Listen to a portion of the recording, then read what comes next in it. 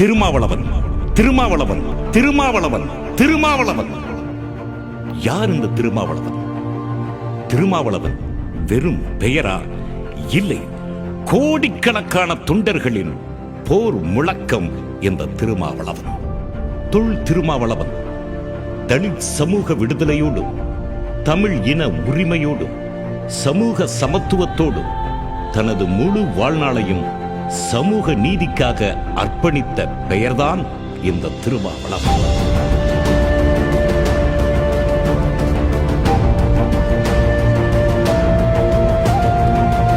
சாதி ஆதிக்கம், மதவெறி ஆதிக்கம், சமூக புறக்கணிப்பை எதிர்த்து தனது உழைப்பால் முன்னேறி ஒடுக்கப்பட்ட மக்களின் உரிமைக்காக போராடும் பெருமைமிகு மனிதர் இந்த திருமாவளவன். ஏன் இந்த வெற்றி விழா? எதற்கு இந்த வெற்றி விழா? விடுதலை சிறுத்தைகள் கட்சியை மாநில கட்சியாக இந்திய தேர்தல் ஆணையம் அங்கீகரித்துள்ளது. பானை சின்னத்தை விசிகாவுக்கான நிரந்தர சின்னமாக ஒதுக்கீடு செய்துள்ளது. இது மகத்தான சாதனையாகும்.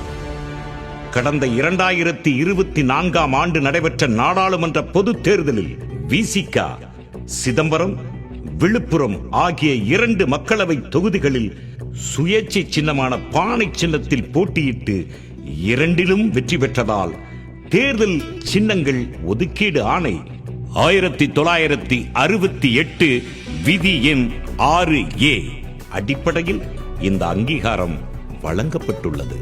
விடுதலை சிறுத்தைகள் கட்சி கடந்த 1999ஆம் ஆண்டு முதன்முறையாக தேர்தல் அரசியலில் நுழைந்தது. அந்த தேர்தலில் 3வது அணியை வழிநடத்திய தமிழ் மாநில காங்கிரஸ் கட்சியின் சைக்கிள் சின்னத்தில் சிதம்பரம், பெரம்பலூர் ஆகிய 2 இடங்களில் போட்டியிட்டது. ஆனால் 2லும் வெற்றி வாய்ப்பை இழந்தது.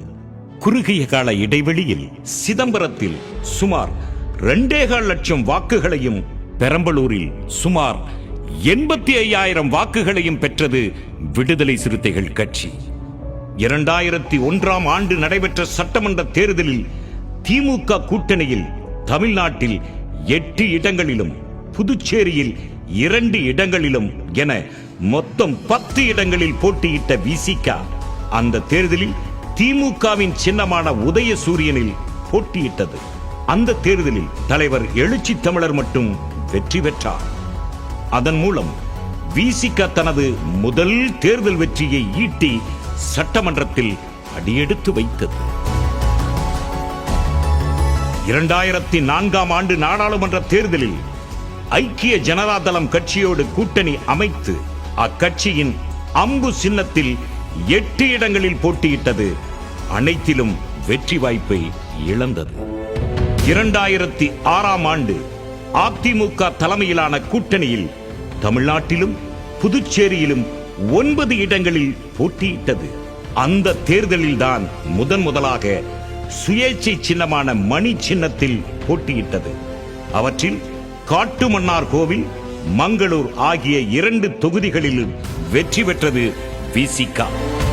2009ஆம் ஆண்டு நாடாளுமன்ற தேர்தலில் திமுக கூட்டணியில் சிதம்பரம், விழுப்புரம் தொகுதிகளில் சுயேட்சை சின்னமான நட்சத்திரம் சின்னத்தில் போட்டியிட்டது. அதில் 1 லட்சத்திற்கும் கூடுதலான வாக்குகள் வித்தியாசத்தில் சிதம்பரம் தொகுதியில் எழுச்சி தமிழர் வெற்றி பெற்றார். அதன் மூலம் விசிகா நாடாளுமன்றத்தில் தனது கணக்கை துவங்கியது.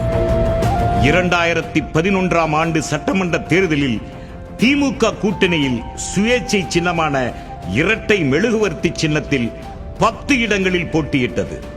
2014ஆம் ஆண்டு நடைபெற்ற பாராளுமன்ற தேர்தலில் திமுக கூட்டணியில் சுயேட்சை சின்னமான மோதிரம் சின்னத்தில் சிதம்பரம், திருவள்ளூர் தொகுதிகளில் போட்டியிட்டது. 2016ஆம் ஆண்டு சட்டமன்ற தேர்தலில் 3வது அணி அமைத்து 25 தொகுதிகளில் சுயேட்சை சின்னமான மோதிரம் சின்னத்தில் போட்டியிட்டது விசிகா. 2019ஆம் ஆண்டு மீண்டும் திமுக கூட்டணியில் இடம்பெற்று சிதம்பரம் தொகுதியில் பானை சின்னத்திலும், விழுப்புரம் தொகுதியில் திமுக சின்னமான உதயசூரியனிலும் போட்டியிட்டது. 2 தொகுதிகளிலும் வெற்றி பெற்ற போதிலும் ஒரு தொகுதியில் மட்டுமே விசிக சின்னத்தில் வென்றதால் மாநில கட்சி அங்கீகாரம் கிடைக்கவில்லை.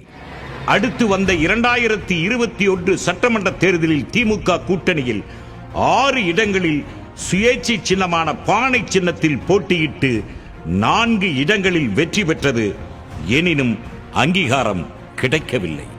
2024ஆம் ஆண்டு நாடாளுமன்ற தேர்தலில் திமுக கூட்டணியில் சிதம்பரம், விழுப்புரம் ஆகிய 2 தொகுதிகளிலும் பானை சின்னத்தில் போட்டியிட்டு வென்றதால் தேர்தல் ஆணையத்தால் மாநில கட்சி என்று அங்கீகரிக்கப்பட்டது விடுதலை சிறுத்தைகள் கட்சி. 1947 இந்திய சுதந்திரத்திற்கு பிறகு தேர்தல் நடைபெற ஆரம்பித்த 1952 கணக்கிட்டால் கடந்த 72 ஆண்டுகால தமிழ்நாட்டின் தேர்தல் அரசியல் வரலாற்றில் தலித் ஒருவரால் துவங்கப்பட்ட அரசியல் கட்சி ஒன்று மாநில கட்சியாக அங்கீகாரம் பெறுவது இதுவே முதல் முறை. தேர்தல் அரசியல் களத்தில் 25 ஆண்டு காலமாக நடத்திய இடையறாத போராட்டத்தால் இந்த சாதனையை தலைவர் எழுச்சி தமிழர் அவர்கள் நிகழ்த்தியுள்ளார். அவரது அளப்பரிய தியாகத்தையும் ஒப்பிட முடியாத சாதனையையும் பாராட்டி இந்த வெற்றி விழா ஒருங்கிணைக்கப்பட்டுள்ளது. கொள்கை வெல்ல களமாடுவோம், கோட்டையில் ஒரு நாள் கொடியேற்றுவோம். தத்துவார்த்த பாதையில் அழைத்துச் செல்லும் எங்கள் தலைமையோடு வாழ்நாள் முழுவதும் களமாடுவோம். சமூக விடுதலையை வென்றெடுப்போம். ஜெய் பீம்.